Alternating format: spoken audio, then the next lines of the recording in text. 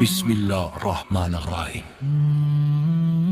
Frères et sœurs, et si je vous disais que le Coran nous enseigne toute une manière de vivre, à travers seulement quelques versets, une méthode qui nous accompagne dans les jours de bonheur, comme dans les jours d'épreuve. Tout commence par Allah.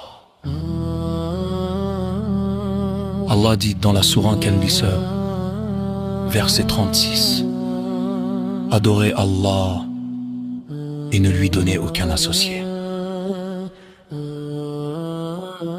Voilà le fondement de toute la religion avant de parler des parents, des voisins, des pauvres ou de la société. Allah commence par son droit le tawhid, car sans lui, aucune œuvre n'a de valeur. Puis lorsque tu réalises que tout vient d'Allah, ton cœur prononce naturellement les premières paroles du Coran. Sourate Al-Fatiha, verset 2. Louange à Allah, Seigneur des mondes. Pourquoi le Coran commence-t-il par la louange? Parce que tout ce que tu possèdes est un don d'Allah. Ton souffle, ta santé, ta famille, ta subsistance, même le verre d'eau que tu tiens entre tes mains.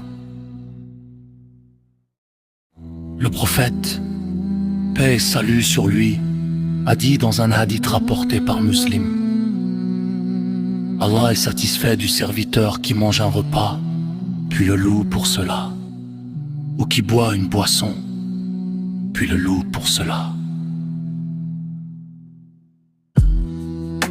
Puis la vie change, les épreuves arrivent, les projets échouent, les maladies apparaissent, les proches nous quittent. Que fait alors le croyant? Allah répond dans la sourate At-Tawbah, verset 51, dit: rien ne nous atteindra en dehors de ce qu'Allah a prescrit pour nous. Il est notre maître, et c'est en Allah que les croyants doivent mettre leur confiance. Voilà le tawakkul, la confiance absolue en Allah. Le croyant sait que rien n'arrive par hasard. Tout est écrit. Tout est voulu par une sagesse parfaite. Puis lorsque le décret d'Allah se réalise et que la perte devient une réalité, le croyant prononce les